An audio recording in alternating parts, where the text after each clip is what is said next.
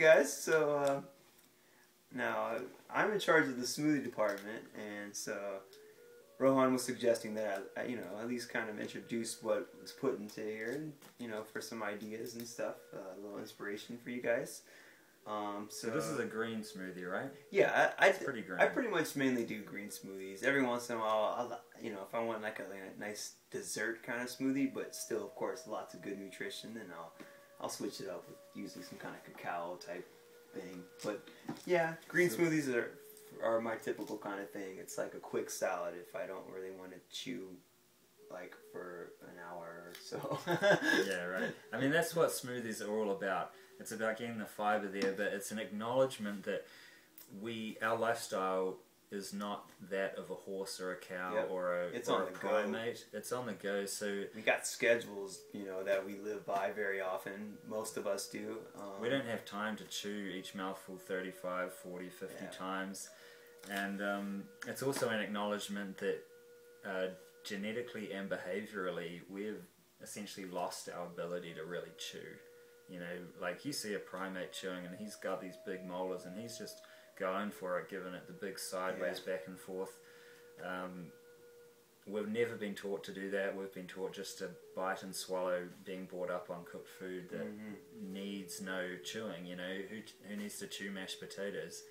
The whole cooking process breaks down that fibre into just a mush, Yeah, so it's like baby food kind of, where you just... It's baby food. So blenders, they do our chewing for us, and it's a beautiful thing. And this is the kind of food processing that we embrace, rather than the turbo heating, crazy mad food processing. Yeah, this is definitely.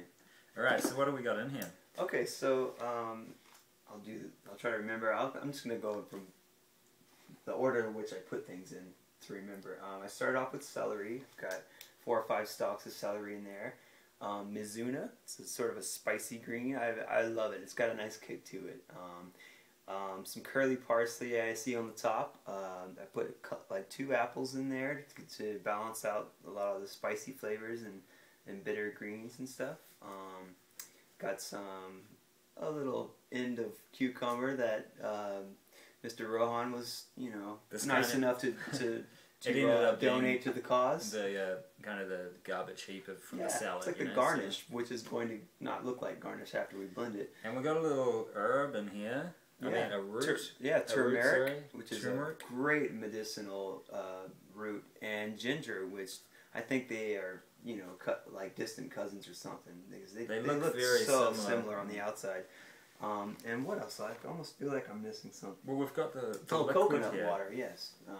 So what Emile has been introducing me to is actually the canned coconut water, which is really popular in the States, and I'm not really sure if it's been pasteurized or not, but I just think even if it is, that's a small compromise, because it's just a great thing, and you're getting it clean. It's not like using tap water. We don't have to worry about all the crap that's in there. Yeah. And coconut water is just all around great, but often getting it out of the young coconuts is super expensive. Oh, it's the best if you can, but unfortunately we're in a temperate area where, can't really find those coconuts right from the tree, which is when you have that, go for it. It's such a blessing. I miss that, but so these are working with what we've got. These are like $1.50 each, and so they work really great. Yeah, they're like the base for pretty much most of my smoothies.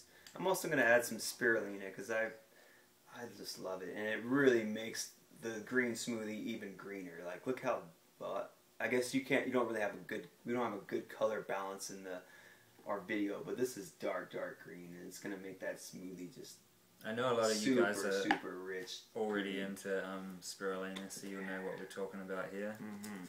I like to have spirulina either before or after a run. I find it really gives me the power.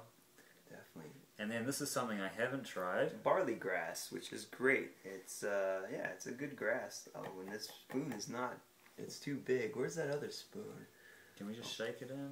Yeah, I could. That's a good idea. A rough measurement. Okay. Utensils. As you can see, Emile has kept up his diet somewhat with the simple living.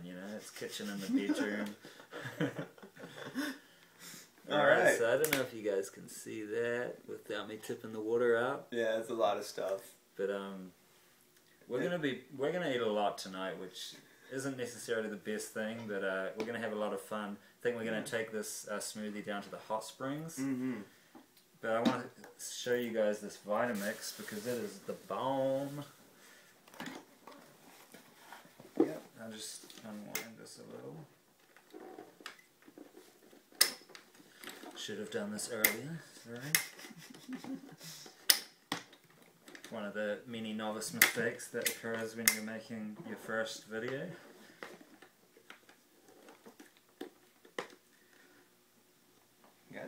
I always liked how Dan the Man just never cared when he screwed things up, you know. And I just waded through it, so hopefully you guys are just wading through it.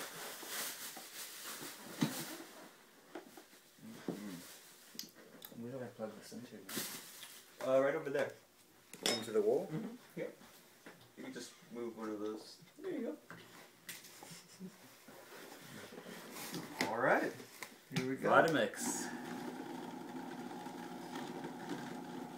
The trick is to just kind of go slow at first. Oh, this is how I do it. I mean, I guess it doesn't really matter. Go fast right away if you want, but I like a gentle transition. You can see when that spirulina starts to go, it really goes dark green. Yeah.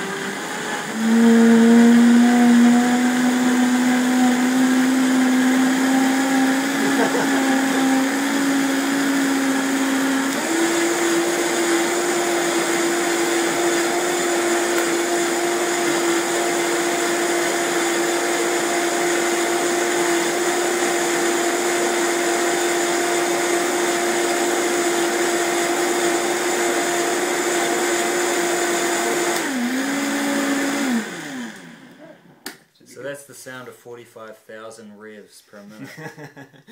I know if you do the math, that's about 900 revolutions per second. Wow. So that's really a lot, man. Yeah, that's a lot faster than you chew, right? Yeah. Faster than I chew, anyway.